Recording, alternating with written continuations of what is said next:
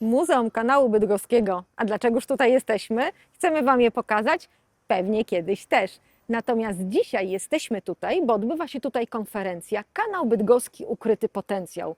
Grupa entuzjastów chce nas przekonać do tego, że zasadnym byłoby odbudowanie 600 metrów kanału bydgoskiego, które w latach 1971 zostały zakopane. Czy to się uda? Czy jest taka możliwość? Czy jest sens i cel takiego przedsięwzięcia? Nie wiem, ale się dowiemy. Przekonają nas o tym zaproszeni goście, między innymi z Utrechtu, u których taka operacja się udała i zakończyła sukcesem. Konferencję otworzył kustosz Muzeum Kanału Bydgoskiego, pan Tomasz Izajasz, którego poprosiliśmy o krótki komentarz do tego wydarzenia.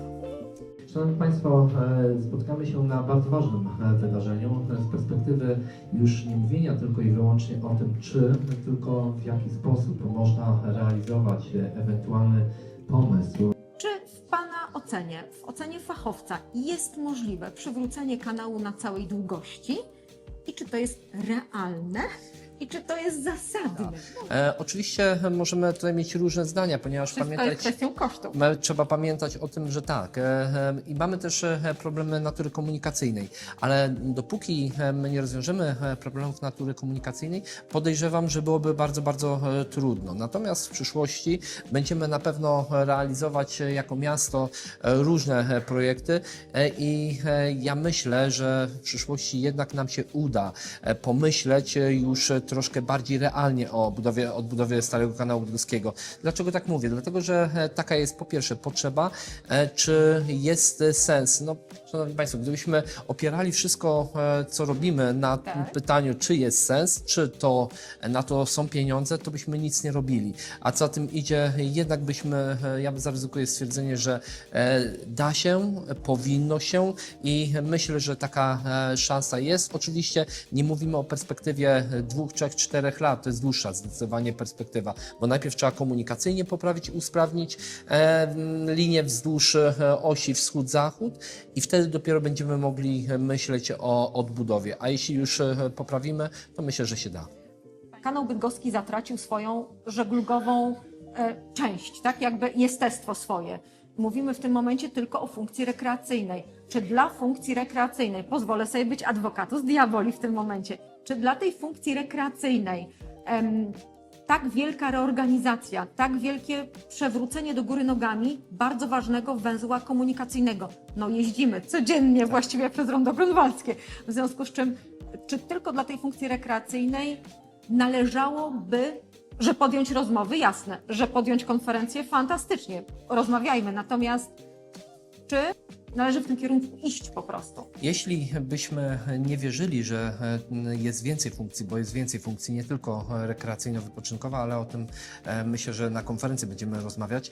Natomiast jeśli byśmy w to nie wierzyli, na pewno byśmy nie podejmowali tematu, tylko skupilibyśmy się na badaniu przeszłości, na tym, jak wyglądał kanał. Historycznie. Tak, my idziemy krok dalej, ponieważ wychodzę z założenia, że no tutaj akurat w tym przypadku taka kropla nasza będzie drążyła skałę i w przyszłości będzie to jak najbardziej możliwe. Inna sprawa jest taka, że pamiętać trzeba, że to nie tylko i wyłącznie chodzi o to, żeby przestrzeń turystyczno-wypoczynkową poprawiać, ale ogólnie, jeśli chodzi o centra miast, odchodzi się od tego ruchu przez centrum miast. Jeśli odchodząc od ruchu z naszego centrum, że tak powiem, zwolni się troszkę miejsca, to ja myślę, że jest taka opcja. Druga sprawa, ja myślę, że też my troszkę za bardzo demonizujemy to, ile miejsca zajmował kanał bydgoski w tej przestrzeni. Ten stary 600-metrowy odcinek, bo pamiętajmy, mówimy tylko o 600-metrowym odcinku. Mamy kilkadziesiąt metrów szerokości, jeśli chodzi o pasy. Tam zmieści się i kanał, i trakcja tramwajowa, ale również zmieści się droga. Oczywiście nie w takim znaczeniu jak dzisiaj, nie z kilkoma pasami, ale tak jak powiedzieliśmy, i tak będziemy w przyszłości odchodzić od ruchu z centrum miasta. Panie dyrektorze, to rozumiem, że to jest pierwszy krok, tak? Na przykład ta konferencja, na przykład zaproszeni goście, którzy nam będą przekonywać, że w Holandii się udało, więc może i u nas się uda. Proszę mi powiedzieć, jakie dalsze działania Państwo planujecie Jaki lobbying Państwo zamierzacie tutaj uskuteczniać w tej kwestii? Ja myślę, że tutaj, jeśli chodzi o plany, one dopiero będą mimo wszystko wychodziły. To nie jest tak, że my mamy w tym momencie zaplanowaną konferencję, Strategię. potem będziemy drążyć kolejne elementy. Dzisiaj na razie rozmawiamy, jaka jest możliwość i musimy się nad tym zastanowić, bo jeśli będzie taka możliwość, jeśli dzisiaj mimo wszystko zgodzimy się z wieloma specjalistami co do konieczności i możliwości, to myślę, że w przyszłości będziemy podejmować kolejne kroki. Oczywiście wychodząc też od historii, no bo tak jak powiedziałem, bo jesteśmy w muzeum, w którym przede wszystkim o tej historii się opowiada.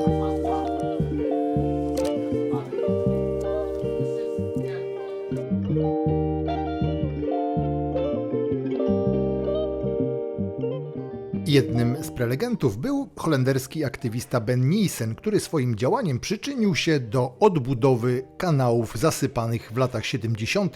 w Utrechcie. Die het initiatief hebben genomen om de Singel helemaal te gaan herstellen.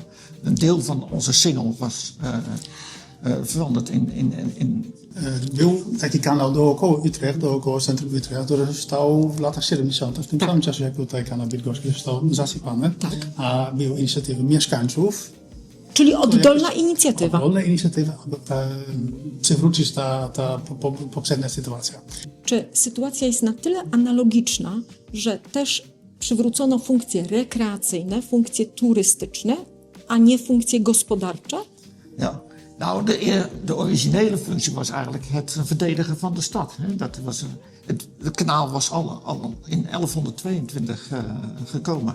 Więc ten kanał powstał w 1121, ten rok, bardzo dawno temu, jako kanał obronny. On dostał funkcję transportu, a jest to potem ten bardziej rekreacyjny. No, po odkopywania tego kanału w tej chwili ma to przede wszystkim funkcja rekreacyjna i funkcja dla spacery i też funkcja dla środowiska naturalnego.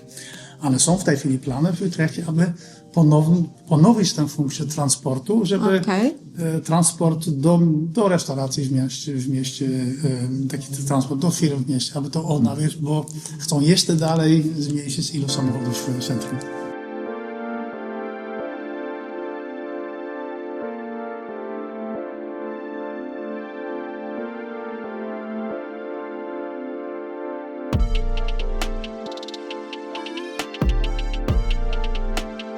Jednym z organizatorów konferencji był pan Paweł Górny z Bydgoskiego Ruchu Miejskiego, który przedstawił nam swoją wizję odbudowy kanału bydgoskiego.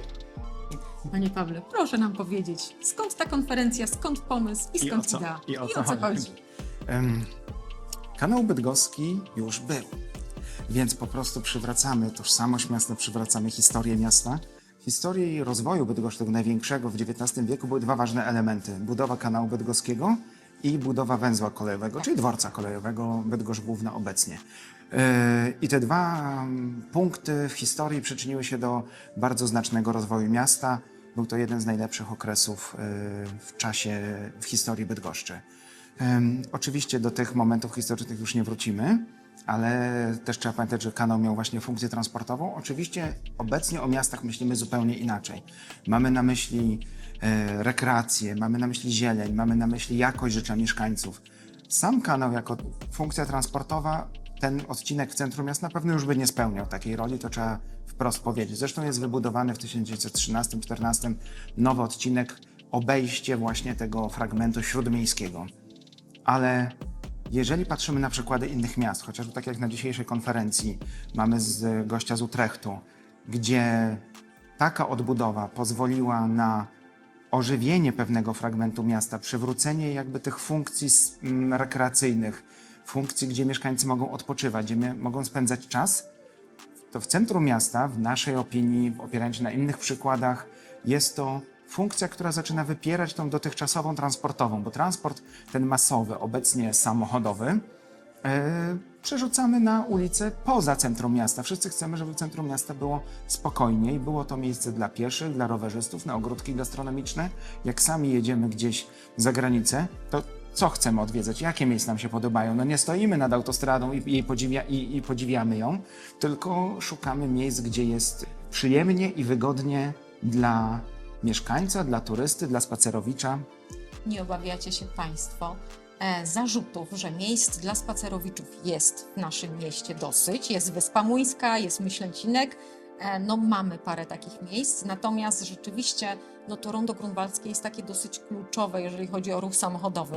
Mówię to też z punktu widzenia kierowcy, ale też spacerowicza, więc takie we mnie dwa Ronda wilki tutaj. Grunwaldzkiego prawie że nie ruszamy. Tak naprawdę chodzi o fragment między rondem grunwaldzkim a rondem Jagiellonów, czyli ulica Fosza i początek ulicy Jagiellońskiej, tam gdzie mamy bardzo intensywny ruch samochodów teraz. Bo to jest połączenie tych dwóch węzłów. Oczywiście jest to i zawsze będzie miejsce na dojazdy docelowe, natomiast tego ruchu docelowego jest tam dużo, dużo mniej. Może 1/4, może 1/5. Największy ruch jest między tymi dwoma węzłami, więc na tych dwóch węzłach drogowych możemy ten ruch skierować inaczej. Patrząc nawet na najbliższe odległości, to chociażby wołami jagiellońskimi, w dalszej odległości mamy ulicę Solskiego, która też będzie rozbudowywana, zresztą też z tramwajem, który odciąży ten ruch kołowy, no bo część pasażerów się przeniesie na komunikację zbiorową, jeżeli ona będzie szybka, wygodna i tak dalej, osobny temat. Natomiast ten odcinek, o którym my mówimy, to jest owszem zwężenie ulicy Fosza, ale tylko na tym odcinku śródmiejskim, co i tak jest w planach urbanistycznych miasta, żeby ten fragment przy Placu Teatralnym pod Savoyem i tak był uspokojony. Rozbudowujemy tam operę, to jest zaraz naprzeciwko Wyspy Muńskiej. Niestety ta droga obecnie nam rozcina Stare Miasto ze Starym Rynkiem od ulicy Gdańskiej, której początek też jest spacerowy, też jest z potencjałem, też zresztą w czasie rozwoju miasta w XIX wieku to była najbardziej reprezentacyjna część, tak zwana Gdynia. Na ulicy Gdańskiej się chodziło po Gdyni, czyli się spacerowało po promenadzie jak w Gdyni. I na pewno ten początek aż do Placu Wolności, zresztą teraz też rewitalizowanego, ma potencjał, żeby on był włączony w tą część centralną miasta, w tą spacerową, bo mamy bardzo mało, bo tak naprawdę tylko uliczki wokół Starego Rynku.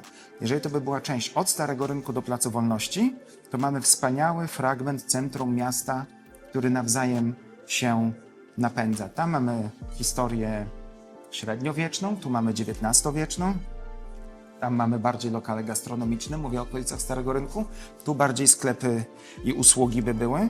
I to jest ta całość, która, zresztą to nie jest pomysł ani mój, ani w stowarzyszeniu, jest to pomysł urbanistów miejskich, żeby to funkcjonowało jako całość centrum miasta.